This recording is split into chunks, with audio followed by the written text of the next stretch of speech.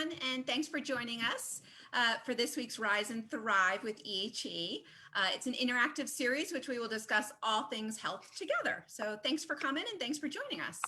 My name is Nicole Caruso and I'm a Wellbeing Program Manager at EHE. I'm a certified exercise physiologist with the American College of Sports Medicine, and I've been working in the health and wellness space for over 20 years now. Today we are joined by pastry chef Emily Laurae. Hi Emily, how are you? Hi, so well. So happy to be here. Thanks for joining us today. I see a nice Yeah. bottle of bourbon on your table there. So excited. Bourbon and donuts. Let's do it. Tell us a little bit about yourself, Emily.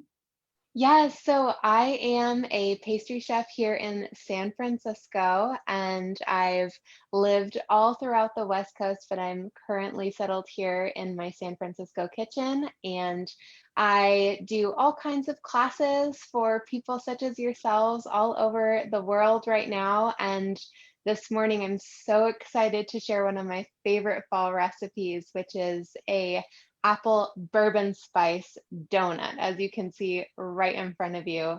My apologies for not being able to share to everyone. I can smell them through the computer here. I know. Can you? Can you? Okay, good. I'm imagining I am at least. Yes. Oh my gosh, if only.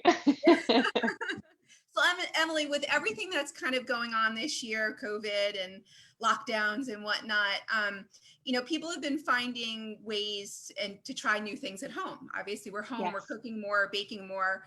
And now that it's fall, what better time, for us to kind of like just spend some quality time in the kitchen, right?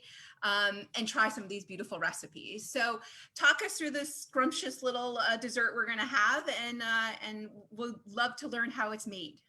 Yes, that sounds perfect. I completely agree. Yeah, getting into the kitchen has been an everyday thing of mine for as long as I can remember. But within quarantine, it's just like round the clock, always in the kitchen. What is she baking next? Oven always on. So, yes, let's go ahead and get into the creation of these donuts. They are essentially fall in a single bite. So, I'm beyond excited to share them with everyone so you can experience them at home. So, if you have perhaps made a cake of any kind, even a box cake, this is the recipe for you. You cannot lose with this guy. And it's really quite easy. It's a matter of combining our dry ingredients together separately from our wet ingredients and then mixing them all together before baking. That simple, I promise. There's no secrets here. It's really quite easy. So let's go ahead and break down all of the ingredients that we'll be using within our donuts. So we have our all-purpose flour, and then we have all of our spices and leaveners here. So we have a bunch of cinnamon to give us that really beautiful kick of fall flavor, nutmeg as well, just a touch. We've got salt, baking soda, and we have our baking powder. And I'm just going to add all of these ingredients right into my flour. Just plop them all in. And then the last dry ingredient is our sugar, and we're also going to put that in. Great. You can grab a whisk, a fork, a spoon, anything you have. Just grab whatever and fluff everything together. It's important to make sure that all of your dry ingredients are well incorporated. All those spices you don't want hiding away, tucked into a clump of flour. We want to make sure everything is fully dispersed. And I in always say particular, cinnamon is the best, right? yes. Oh my gosh, so true. It's funny with so many fall recipes coming out right now. I'm sure you've seen a lot of recipes with pumpkin pie spice. Have you Yeah, seen that? I have. Yes. And it's so funny because it's really just a combination of all of these notable fall spices that we all have in our kitchen. I mean, we could buy it, but it's just Yep. nutmeg, cinnamon, cardamom, all the good warm flavors.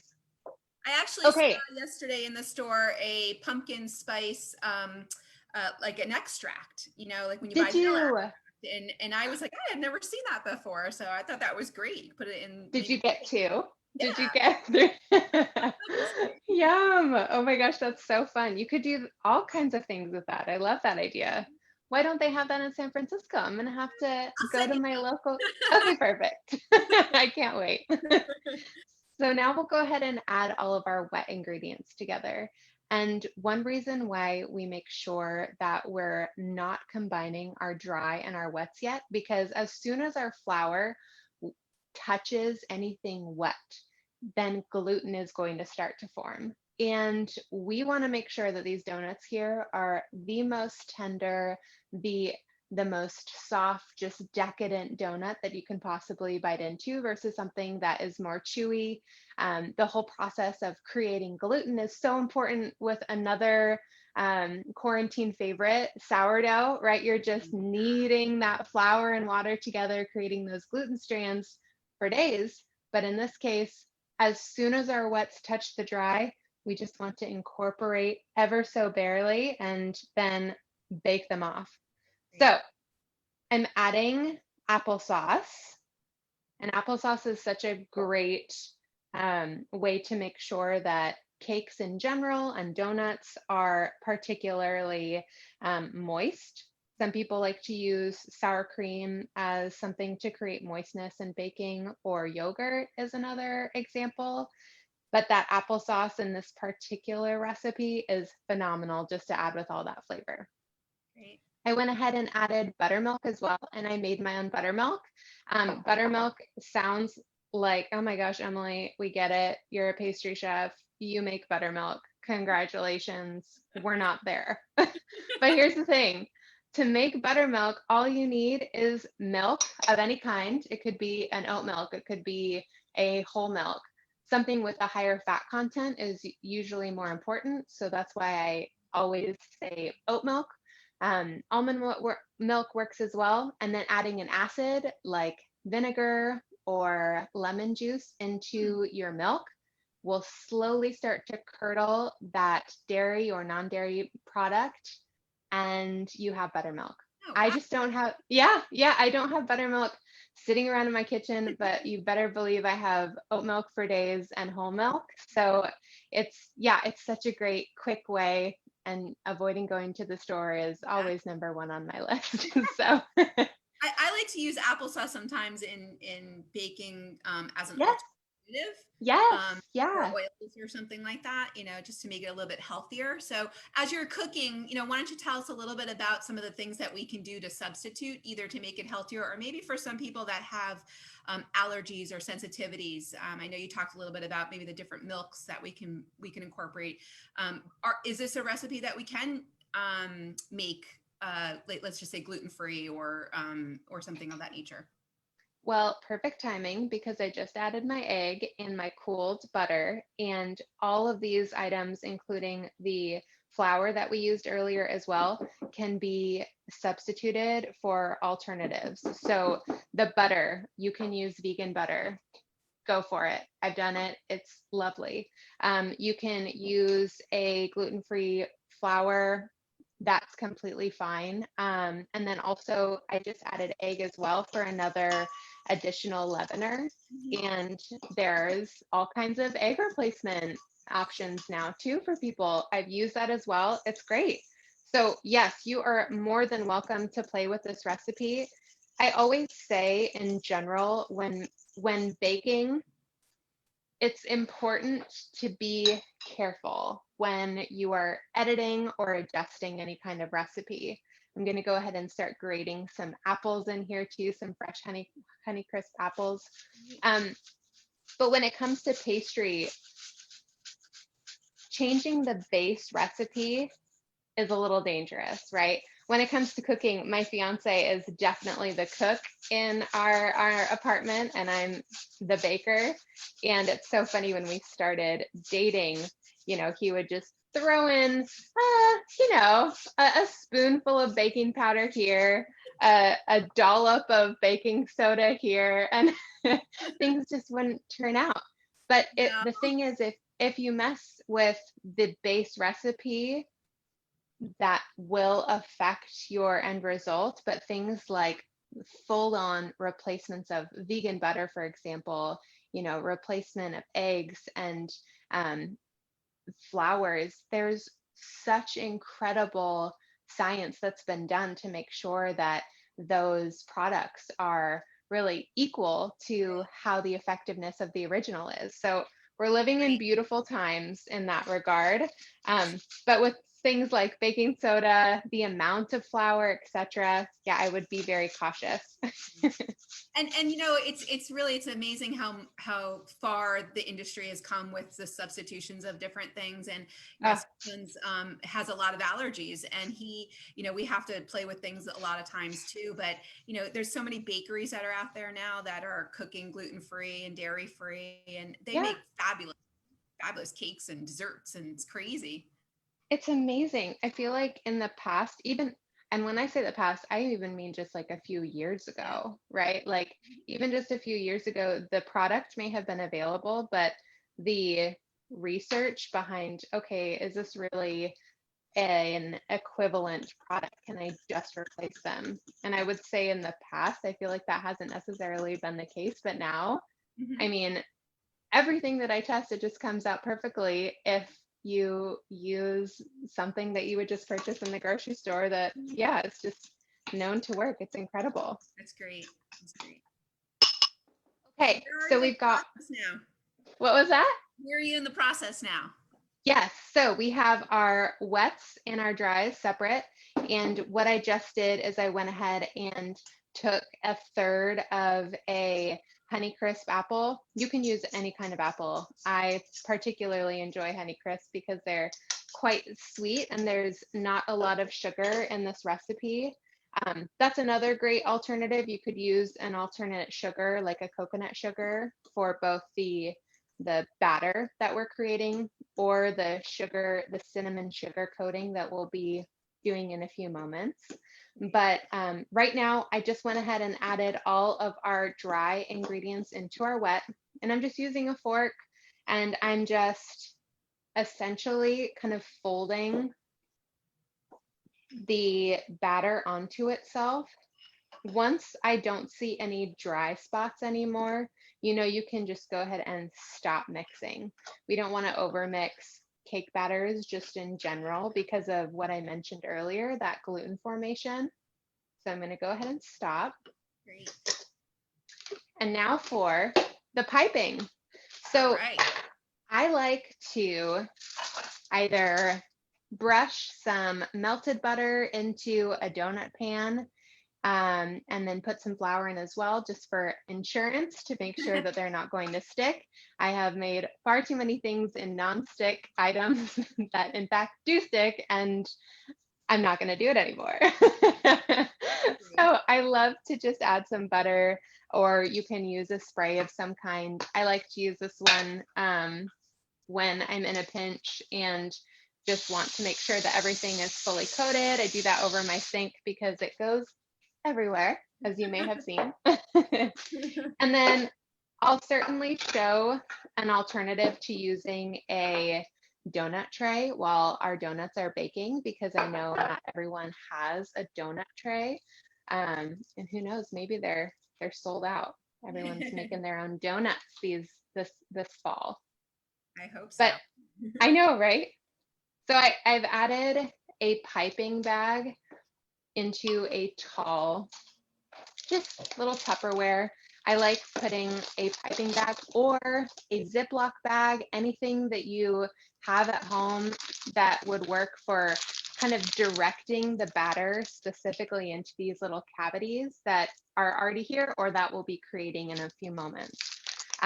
So piping bag, I love to fold it over the edge of this piece of Tupperware. So that way, when I'm putting my batter, as you saw, into the pastry bag, this whole section that I folded over doesn't get dirty.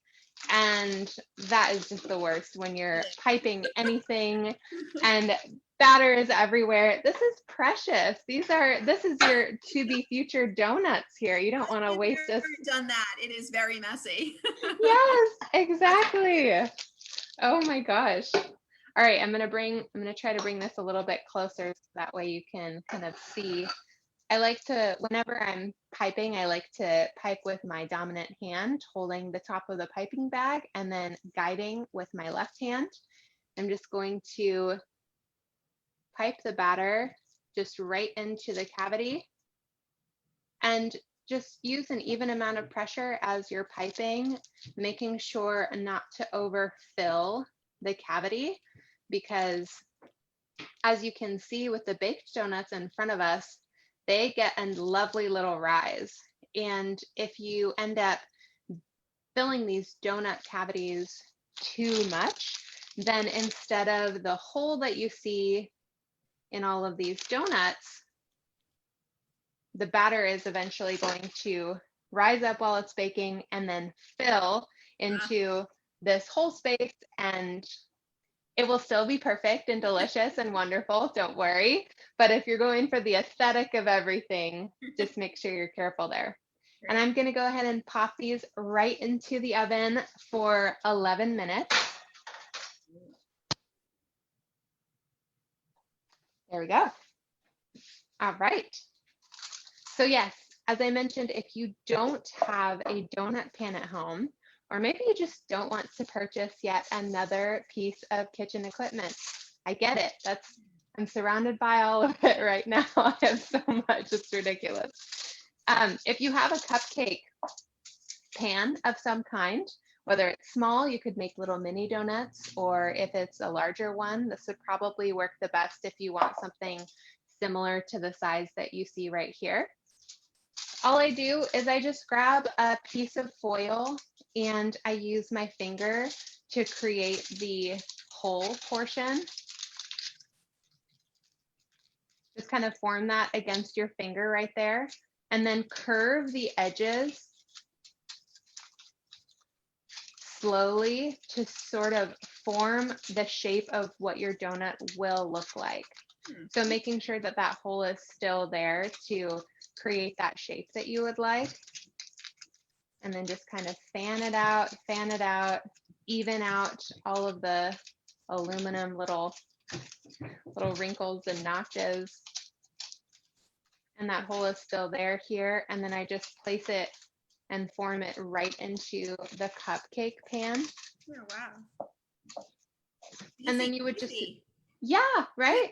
And then you would just do the exact same as I had shown, just making sure that you're piping into the cavities and also making sure that you're spraying beforehand, because with aluminum foil, once it starts to bunch, some of that batter could get trapped and all kinds of things happen. So when in doubt, butter, flour, spray, whatever you need to do. And if you clean them, you could use them again if you wanted to. It's totally up to you. So that's an alternate for the donut pan there. Excellent tip. I like that. I may just try that this weekend. Yes, you should. I would love that. So we're going to go ahead and make our final two items for this recipe. We're going to be making bourbon butter, which is truly just the simplest of creations, everyone. Yes. You could make bourbon butter and put it on top of anything you choose. I mean, all it is just melted butter and a touch of bourbon. Okay. A touch? Just a touch, a tablespoon. More or less to your liking. How's that? More unless bourbon than butter. What was that? Unless you want a boozy donut. There we go. That's a thing. I'm originally from Portland, Oregon, and if anyone knows anything about Portland, we have a donut spot there called Voodoo Donuts, and it's pretty renowned. They have all these crazy flavors, and one of them is a old-fashioned donut, I believe, and then they have this little, like, a little section where you can pipe bourbon into the actual cake of your donut. Oh, wow. It's a crazy experience. It's beautiful. Proud to be from Portland. Emily, tell us a little bit about how you got into cooking or baking. What was it that sort of brought you into this world? I would love to. So I actually, um, back in college, I studied abroad for the very first time, and one of my majors was French. Mhm. And I went to Paris after what felt like decades or centuries of just longing to visit a world that I had built up so much in my head. And that Mhm. eventually led to working there and teaching English to little elementary school French kiddos That's great. for a few years. And throughout that time, I started doing my research, my due diligence into all of the pastry spaces, boulangeries, patisseries, all these beautiful, beautiful businesses that would create art with food. And although I had experienced a touch of that growing up, never had I ever seen with my own eyes or tasted, really had the entire sensory experience of what it would be like to try pastry and be surrounded by a culture that felt so strongly that this is important and this is something that we want to share with our people. Mhm. So that definitely started the gears turning. And after working in the travel industry for a few years, I went to pastry school and I haven't looked back. Great. Yeah, yeah. So it's definitely a trajectory that's been affected by my time in France. Of course, they're one of so many countries that are doing incredible things in the world of pastry. I just speak French, so I happened to be over there and fell head over heels. That's great. Very nice. I think it's a good kind of conversation because, similarly, I grew up with, in a very traditional Italian household, and cooking was a big thing, and it still is. And Yes. my grandmother, my mother, we baked, we cooked, and I found it to just be something that really just connected me with not only my family, but just something that I really enjoyed doing. Yeah. And nowadays, mindfulness obviously is a huge area and topic. Obviously there's a lot of mental health issues, especially with COVID. And I find that cooking is something that sort of centers me, Yeah. and baking, and it really sort of brings me back to just those traditions that I had. And there's a lot of discussions around mindful cooking and really experiencing the effects of what you do when you cook. I think so often in times, we're so rushed when we get into the kitchen, trying to make a meal so we can get the kids off to school or whatever the case may be. And Hmm. we don't really take the time to just experience what we're actually doing, smell the smells, taste the tastes, and just fully just embrace it. So Yeah. your experiences in France really kind of hit home for me because I think that's similar to, in a way, why I enjoy it, is because you really Yes. were there and you got to experience that. Um, Yeah. so it's a great way to sort of bring both of your worlds kind of together. Yeah. I completely agree. And what you mentioned about being in the kitchen in particular during this time, I feel like that's, yeah, I mentioned I'm in the kitchen all the time. Yes, part of that is for my career, but outside of that, I've always found that baking has been such a therapy for me personally. And that was one of the reasons why I started thinking about pastry school, because I would go home from my 9 to 5 travel career and I was in front of the computer working. I wasn't traveling all over the place.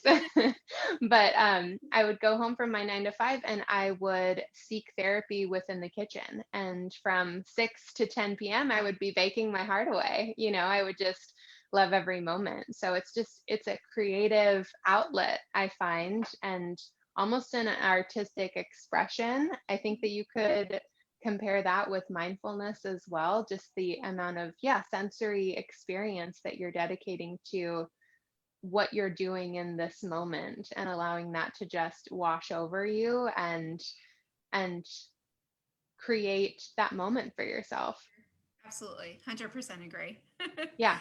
Love I it. encourage everybody to go out there and try something new and bring it home, and just going to the grocery store and picking your fruits and vegetables out, and just again from that moment bringing it home and then making a nice meal, and then Yes. sitting down and eating it, right? And taking that time, put your phone away and just really be there with your food. Another thing I think a lot of times people do is they eat very quickly. Mhm. And they don't have the time to even taste what they're eating. And there's so much in that. So Tragic. That yeah, would just be so especially after you spend so much time sure. creating something, Oh, right? yes. Yeah. If you One have the thing that, opportunity when everything is over, get out there and travel, because I 100% yes, agree with you. It's such a great way to experience different cultures and the foods around it. So very much so. Yeah, it's been so fun for my fiance and I during this quarantine time.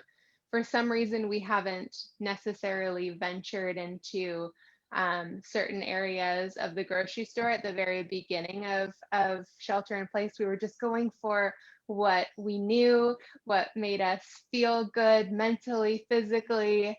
And then later, we started getting into all of these different recipes that we haven't tried before, or even something so simple as going to a brand new grocery store and checking out what kinds of fruits or vegetables that they have that we've never seen before, and creating a meal based off of a particular ingredient that we've never used. And it's kind of an adventure, and yeah, that's been one of my very favorite parts of this time, just connecting with each other and sitting down and doing something that we've never done before, just a little date night at home, great. um, which is all the nights Yes, these days. absolutely. Absolutely. So how are So you our with these? perfect. So Good. the donuts are 19 seconds from being done. Okay. Excellent. Perfection. And I have already finished our cinnamon sugar here. I actually like to just keep cinnamon sugar in a little Ziploc container in my spice area. And I just combine, for example, a cup of sugar and maybe a tablespoon of cinnamon. It completely depends on how um, cinnamon forward you would like that taste to be. Mhm. And just keep it in a Ziploc. And then I like to put it in a plate or some kind of wide mouth bowl, so that way we can properly sugar our donuts, which we are just about to do. So I'm going to pull them out of our oven. If only I could send you the smell, I would. I can Oh only my gosh, imagine. right? I That's the have best a thing about little, fall is all those nice fall smells and pumpkin pies and everything just kind of wafting the air. yes. Oh my gosh, so true. I put a little cooling rack right on top of my donuts here, and I'm just going to go ahead and flip them so that way we can start. There we go. Beautiful. So, oh, I can see the steam rising. Yes. Do little apple bourbon donut facial. So I am going to take a pastry brush here, but you could use a little spoon even and just brush the tops of your hot donuts with the bourbon butter. The butter will just naturally just kind of seep right into the cake donut. Great. That's another really great thing about these donuts. I think some people get, rightfully so, a little bit nervous about the process of frying, right? There's that frying option when it comes to donuts, but baking donuts so much easier, definitely more healthy, Yeah, and quite easy as well. great. So simple so far. I know. Don't worry, we're almost done. It's very I wish I simple. was Yeah. there to have one with you, but I know that would be so fun. I gonna would try love my recipe it. this weekend. Yes. So they're all of the butter is just like really beautifully seeping into the donut itself. And if you wanted to, you could flip them over and do the other side as well. I mean, go for it. You don't need to though. It's completely to your preference. And then I just grab the donut and cover it in cinnamon sugar. I'll just turn it over and do the same. With the donut being quite hot, the sugar just naturally sticks onto the donut, but the bourbon butter also helps. And then that's it. Wow. Well, we've got to eat them too. That's the last step, but that is it. That's our bourbon spice apple donuts. Emily, those look fantastic. And Good. thank you so much for joining us today and sharing Of this course. really delicious recipe with us and all the Of different ways to kind of make it alternatively healthy or good for, what your needs are. So thank you so much for sharing your day with us.